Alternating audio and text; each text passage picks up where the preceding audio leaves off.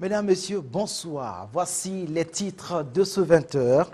Inauguration aujourd'hui par la directrice générale de l'UNESCO d'une chaîne éducative web, radio et télé, école à domicile. Une initiative du ministère de l'enseignement primaire et secondaire. Le Fonds international du développement agricole entend soutenir la filière manioc au Congo en mettant à la disposition du gouvernement congolais une somme de 280 millions de francs CFA. Protéger la planète grâce aux normes, c'est sous ce terme que la journée mondiale de la normalisation est célébrée. Une occasion pour le directeur général de la CONOC de revenir sur les missions accomplies par cette agence. Demain s'ouvrira à Brazzaville le salon africain de l'invention et de l'innovation technologique. À cet effet, nous recevons sur ce plateau Denis Baoussou, directeur général de l'OAPI. Voilà pour les titres. À présent, les détails. L'UNESCO, plus que déterminée à soutenir la République du Congo dans les domaines de l'éducation, la culture et la science. Cet engagement a été réaffirmé ce mercredi au chef de l'État, Denis Sassou Nguesso, par Audrey Azoulay, la directrice générale de cette institution spécialisée des Nations Unies. Reportage de Ange Clotaire. Le clou de la visite de travail de 24 heures effectuée à Brazzaville par la directrice générale de l'UNESCO, Audrey Azoulay, a été l'audience que lui a accordée le chef de l'État congolais, Denis Sassou Nguesso.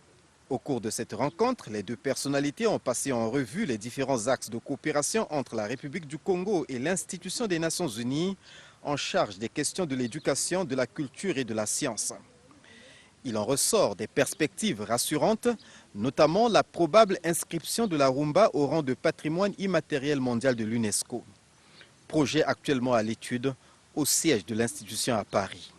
J'ai eu le plaisir, lors de cette audience que m'a accordée son Excellence le chef de l'État, Denis Sassou Nguesso, de pouvoir évoquer les champs de la coopération entre l'UNESCO et la République du Congo, avec un accent très particulier sur les questions d'éducation, les enjeux liés à la réouverture des écoles, la façon de concilier le retour à l'école pour les élèves et les précautions sanitaires. Nous avons évoqué le rôle central des enseignants. Nous avons évoqué la question de l'enseignement supérieur avec les projets très importants de développement d'une université à l'échelle du continent portée par le président. Et nous avons aussi évoqué la question de l'éducation des filles et de l'éducation scientifique. Cela dit, nous avons aussi évoqué d'autres champs de coopération entre l'UNESCO et le Congo, et notamment ce champ merveilleux et riche qui nous réunit, qui est celui de la culture et des arts, les arts plastiques, la musique, la créativité. Ce secteur de la culture qui lui aussi a souffert du confinement, mais qui a une vitalité que nous souhaitons soutenir.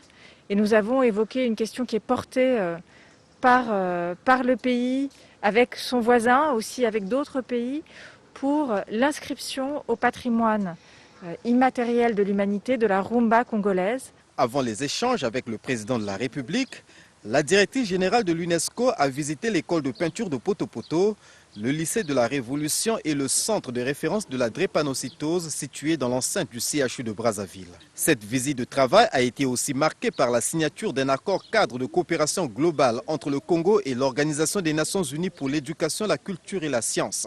C'est un accord qui vise en réalité à poser les priorités de ce qui peut être fait entre le Congo et l'UNESCO. L'UNESCO dont le mandat, c'est celui de la culture, de l'éducation, des sciences et de la communication. Et on retrouve sans surprise dans cet accord les thèmes que j'ai évoqués et qui étaient l'objet de ma visite. L'éducation et notamment l'éducation à distance. Après Brazzaville, la directrice générale de l'UNESCO a mis le cap sur Kinshasa la capitale de la République démocratique du Congo.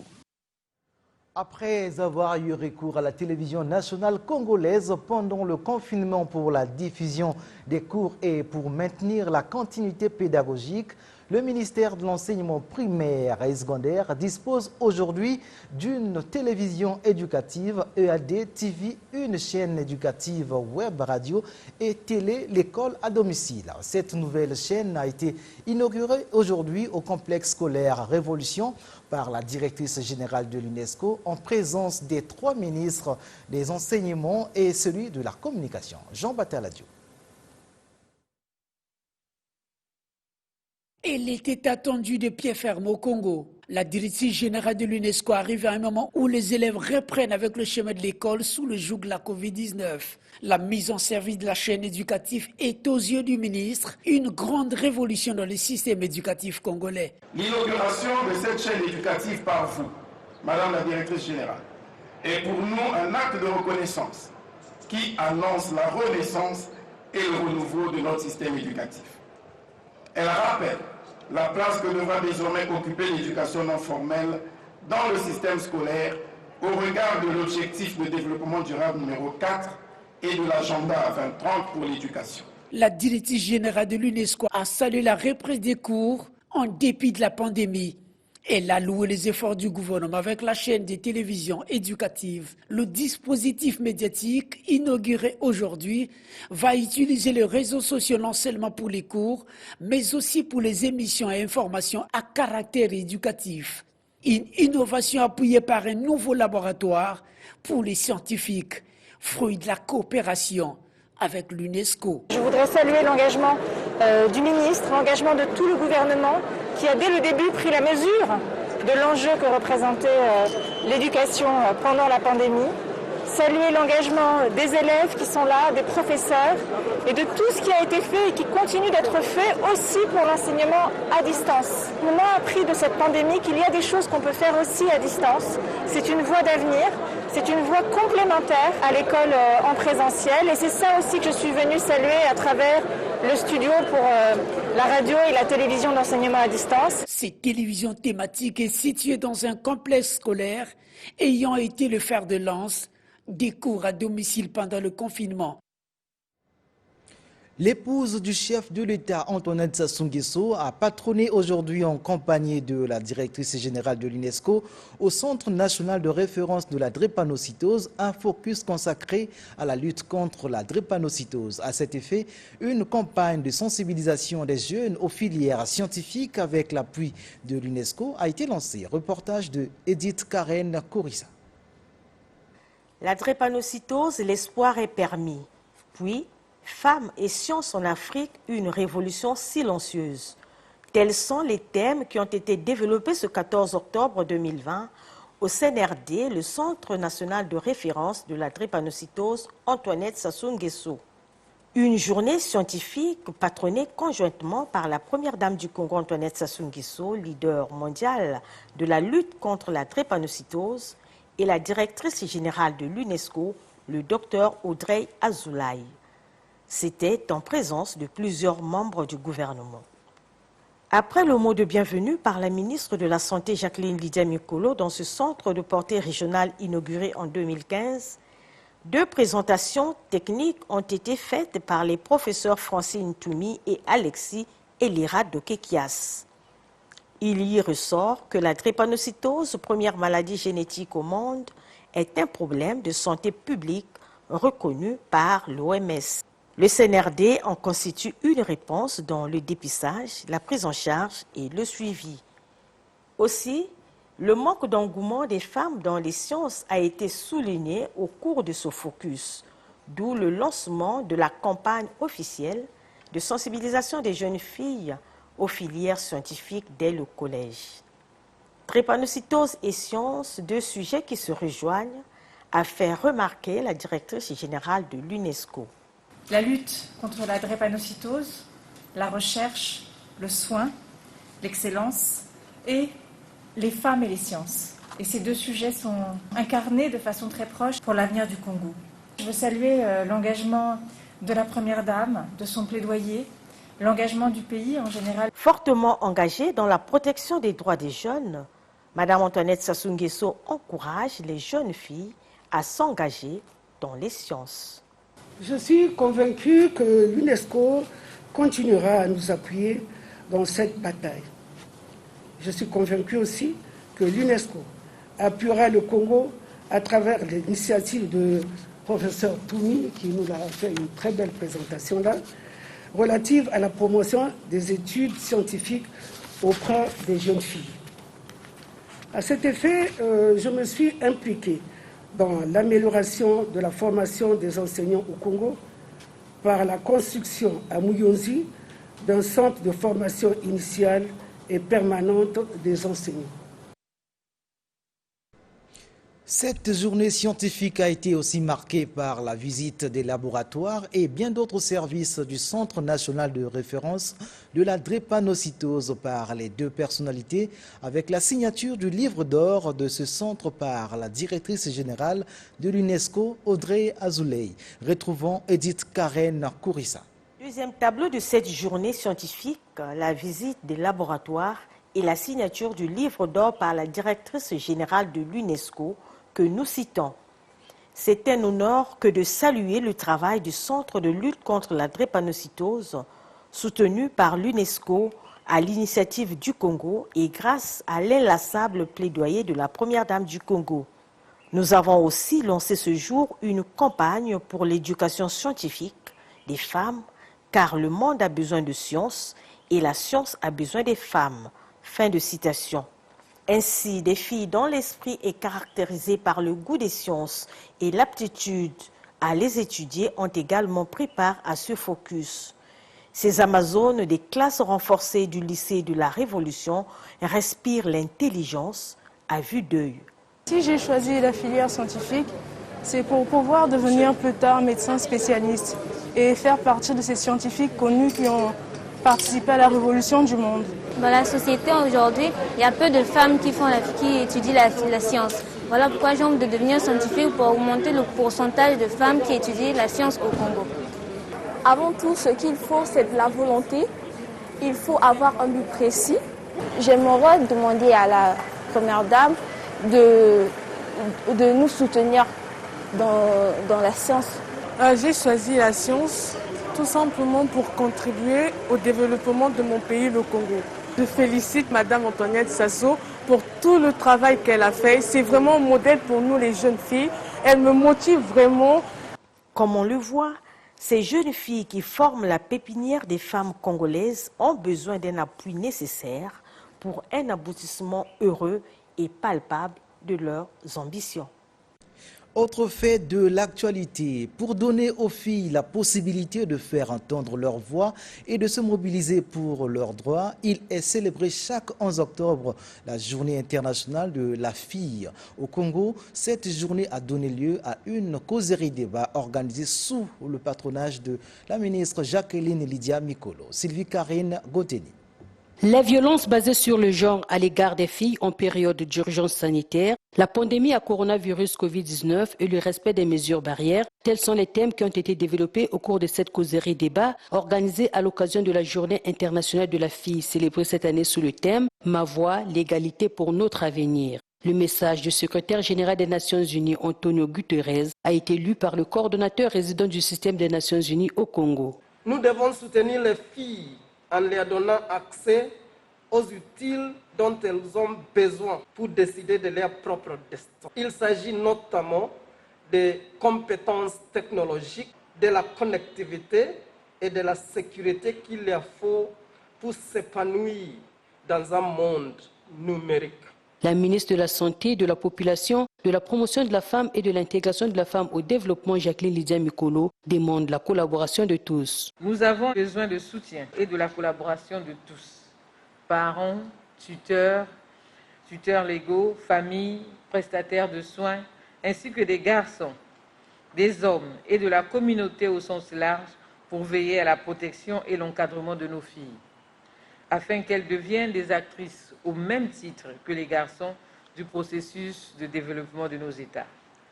Il est donc aussi question de sensibiliser l'opinion sur la précarité de la situation de la jeune fille face à la pandémie à coronavirus et aux violences basées sur le genre. C'est depuis 2012 que la Journée internationale de la fille est célébrée. Demain, 15 octobre, sera célébrée la Journée internationale de la femme rurale. Le thème retenu au Congo, la femme congolaise engagée dans la production locale. Ainsi, le gouvernement a rendu publique une déclaration lue par la ministre Jacqueline Lydia Mikolo. Découvrons la teneur de cette déclaration avec Sylvie Karine Gauthier.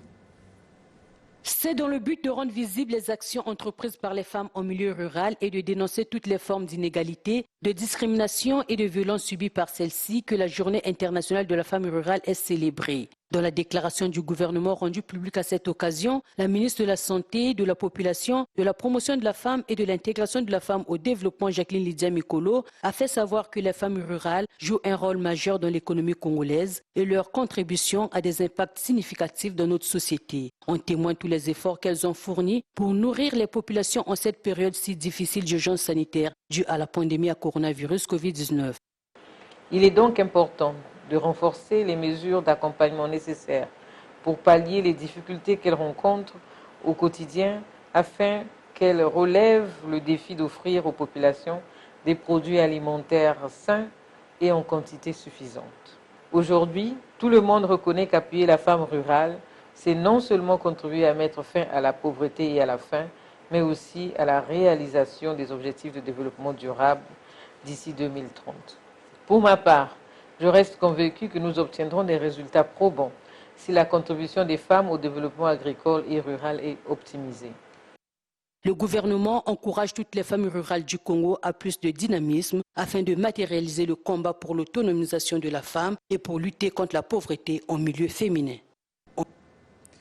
280 millions de francs CFA, c'est la somme que prévoit le FIDA, Fonds international du développement agricole, en faveur du gouvernement congolais pour financer la filière manioc. Ce projet de financement permettra de transformer du manioc en farine biofortifiée. Et Doxy Chantal. Ce programme sera piloté par 3 agences du système des Nations Unies. La FAO, le Fonds des Nations Unies pour l'alimentation et l'agriculture, le FIDA, le Fonds international du développement agricole, et le PAM, le Programme alimentaire mondial. Ce projet prévoit dans sa mise en œuvre l'appui des petits producteurs de manioc avec proposition des variétés résistantes aux maladies. Et des études seront menées sur cette filière. C'est le FIDA qui finance à hauteur de 280 millions de francs CFA ce programme. Vous savez notamment qu'on prévoit d'œuvrer dans la promotion de la transformation du manioc en farine fortifiée avec des investissements du secteur privé. Cette initiative qui a déjà démarré rentre effectivement dans le cadre de la coopération technique Sud-Sud avec la Chine comme un partenaire important. L'objectif ici, c'est d'inonder le marché congolais de la farine, de ce premier aliment de base. Ceci pour réduire la dépendance des ménages aux produits importés. C'est un offre de soulagement pour le gouvernement congolais. Le directeur général, après son élection à la direction générale de la FAO, a dit qu'il voudrait que ce projet manioc au Congo soit emblématique et un modèle qui doit être diffusé dans le monde entier. Je vous remercie. Sans financement, on ne peut rien faire. Ce projet, c'est le résultat du Forum Gros Congo tenu à Amsterdam aux Pays-Bas le 25 février 2020. Lors de la tenue de ces assises, ces agences avaient pris l'engagement d'accompagner le gouvernement congolais au travers d'un financement de la filière manioc. Réunion par visioconférence ce jour du comité des ministres de la Défense de la CIRGEL, conférence internationale sur la région des Grands Lacs. Ouverte par le vice-premier ministre Firmin Aïssa, cette réunion a planché entre autres sur l'analyse de la situation sécuritaire dans la région des Grands Lacs. Reportage de Vich Zabé.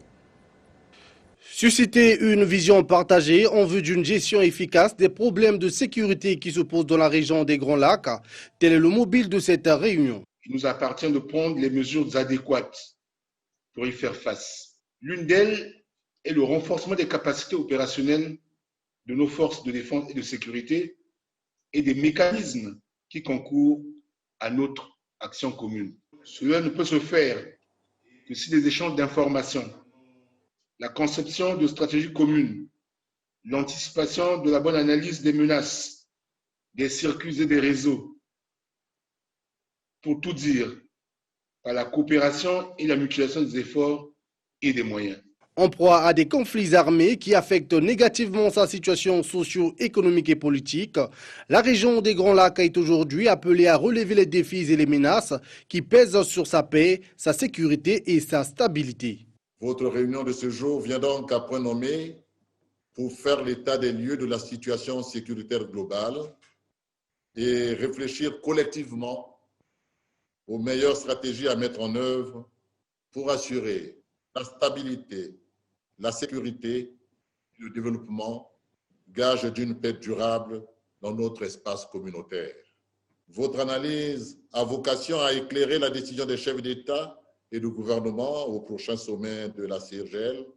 Votre responsabilité est donc grande pour tracer le nouveau sillon de la paix. Cette réunion reste un segment essentiel à la préparation du 8e sommet des chefs d'État et de gouvernement de la CIRGL, dont a la lourde charge d'organiser la République du Congo. Arrivés en fin de mission diplomatique au Congo, les ambassadeurs du Cameroun et du Rwanda ont été décorés hier par Jean-Claude Gakoso, ministre des Affaires étrangères, de la coopération et des Congolais de l'étranger. Revenons sur les raisons de cette décoration dans ce reportage de Amour Christi Pembet. C'est après la lecture des décrets présidentiels élevant au rang de commandeur de l'ordre du mérite congolais les ambassadeurs du Cameroun et du Rwanda par le grand chancelier des ordres nationaux Nobert Okio-Kutina que le ministre des Affaires étrangères, de la coopération et des Congolais de l'étranger a procédé à la décoration de ces deux ambassadeurs arrivés en fin de mission au Congo. Au nom de son Excellence, Monsieur le Président de la République, chef de l'État, grand maître des ordres nationaux, et en vertu des pouvoirs qui nous sont délégués, nous vous faisons commandeur dans l'ordre du mérite national congolais, avec toutes nos félicitations. Cette élévation n'a pas laissé indifférents les heureux récipiendaires. Mes profonds remerciements à son Excellence Denis Sassou Nguesso, président de la République du Congo. Ces 5 ans m'ont appris beaucoup de diplomatie grâce à l'accueil chaleureux dont j'ai bénéficié à tous les niveaux auprès des autorités congolaises, grâce aux relations cordiales et fraternelles avec mes collègues ambassadeurs et chefs de mission. Je parle du Congo, mais je vois combien je reste au Congo. Je suis adopté par le Congo. Je remercie de fond de mon cœur le président de la République qui a cru devoir m'élever à cette grande dignité. Cette cérémonie traduit l'excellence des relations qui existent entre le Congo et les pays représentés par ses ambassadeurs.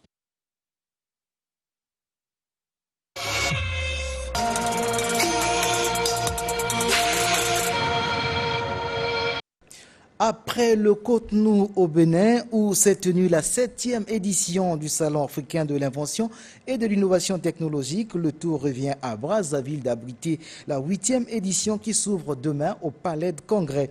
Un événement organisé par le gouvernement congolais en partenariat avec l'OAPI. Sur ce plateau, nous recevons M. Denis Boussou, directeur général de l'OAPI, Organisation africaine de la propriété intellectuelle. Bonsoir, monsieur le directeur. Bonsoir. Avant d'aller plus loin, quels sont les objectifs de ce salon ici au Congo? Oui, merci. Avant de donner les objectifs, permettez-moi de remercier, profiter de ce plateau pour remercier les autorités congolaises, le gouvernement congolais, qui a bien voulu accepter d'abriter cette 8e édition du Salon africain de l'invention et de l'innovation technologique. Alors, les objectifs, pour comprendre les objectifs, il faut d'abord se demander pourquoi un salon de l'invention. Un salon de l'invention africain, a pour objectif premier de magnifier l'intelligence africaine, de magnifier les inventeurs, faire en sorte que le monde entier sache qu'en Afrique, nous avons des personnes capables de chercher et de trouver des solutions aux problèmes des populations. Voici l'objectif premier, montrer le savoir-faire des inventeurs et innovateurs africains. D'accord, le salon va s'ouvrir demain. Est-ce qu'il y a une particularité en cette 8e édition qui va s'ouvrir demain, bien sûr? Oui, bien entendu, ce n'est pas seulement une particularité, mais plusieurs. La première des particularités, c'est que c'est un salon qui se tient dans un contexte de pandémie liée à la Covid, et ce qui nous permet d'apprécier à sa juste valeur le soutien que les autorités congolaises ont bien voulu apporter à l'OAPI. La deuxième particularité, étant dans un contexte de pandémie, il s'est agi de faire la promotion de toutes les inventions et innovations qui ont un lien avec des solutions à cette pandémie. Vous insistez sur l'appui des autorités congolaises par rapport à l'organisation de ce salon. Est-ce que vous croyez vraiment aux potentialités du Congo en la matière? Oui, le Congo a beaucoup de potentiel en tant qu'État, et je pense que les citoyens congolais sont également des inventeurs comme tout autre. Il n'est pas malheureusement permis de faire la publicité, mais je dirais qu'il y a quelques années, je crois savoir que c'est un ressortissant congolais qui a mis au point le premier smartphone africain, et ce qui veut dire que c'est quelque chose de très important. Mais pour revenir au salon, la population de Brazzaville aura l'occasion de voir 25 inventeurs congolais qui viendront présenter leurs œuvres, et également 3 entreprises innovantes qui sont allées au-delà de l'invention pour mettre des produits sur le marché. Monsieur le directeur général, avez-vous un mot pour terminer? Le mot pour terminer, c'est d'abord inviter toute la population de Brazzaville, bien entendu dans le respect des mesures sanitaires, à venir visiter ce salon. Mais les populations qui, pour une raison ou pour une autre, ne pourront pas faire le déplacement, auront la possibilité de suivre l'événement sur les réseaux sociaux, sur un certain nombre de médias. Et donc nous les invitons à venir encourager les inventeurs africains. Voilà, le message est passé. Nous venons de recevoir le directeur général de l'OAPI. Avec lui, nous avons parlé de la 8e édition du Salon africain de l'invention et de l'innovation technologique qui va s'ouvrir demain.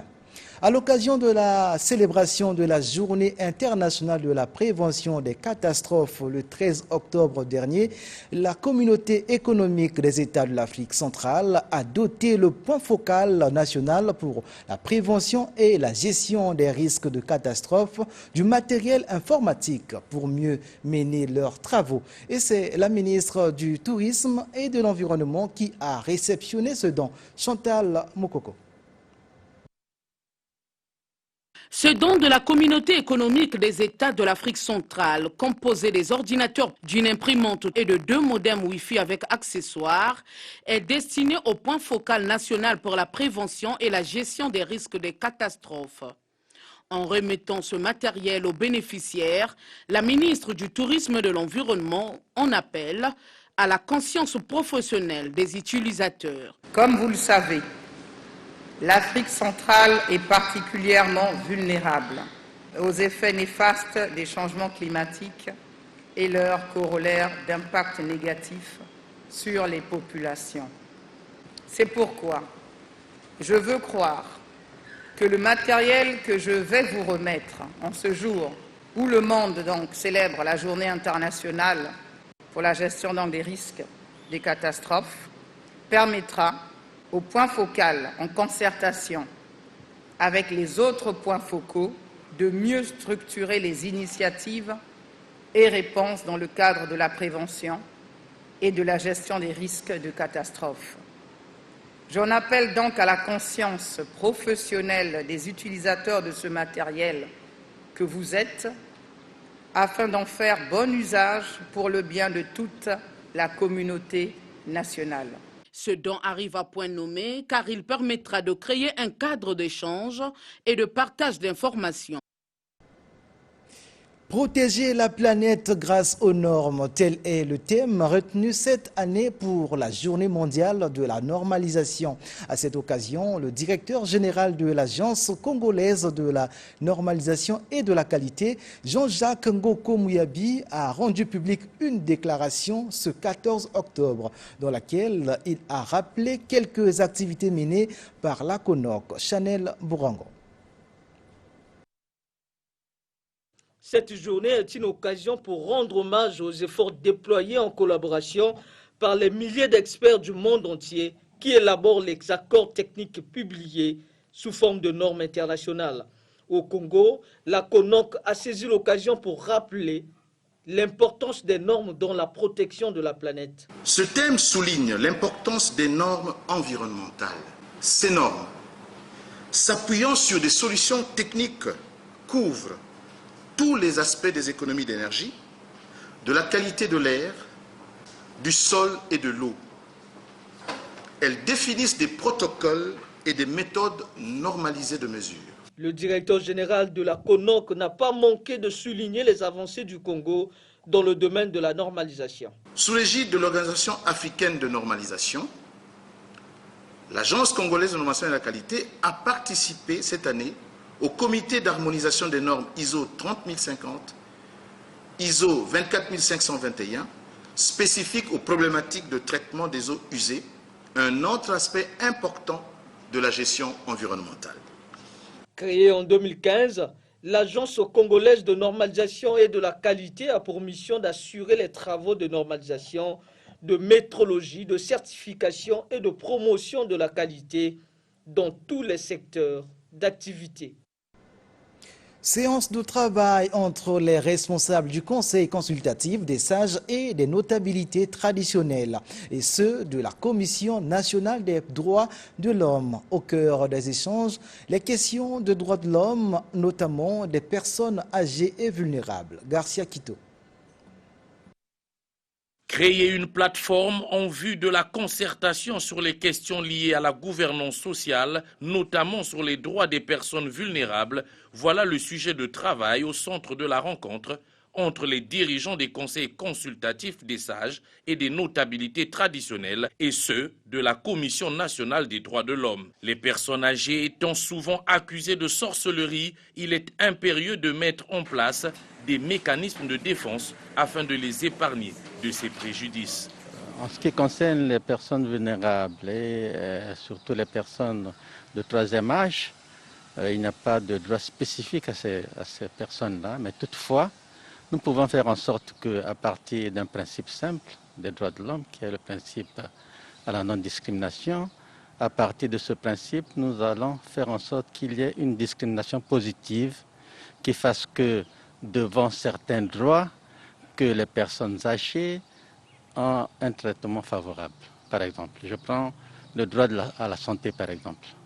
Devant le droit à la santé, quand je me trouve devant une personne valide et une personne âgée, je vais faire en sorte que la personne âgée soit prioritaire à l'accès de ce droit-là. Avec une armature juridique efficace, le citoyen congolais victime de violations a la possibilité de recourir à la loi pour faire prévaloir ses droits.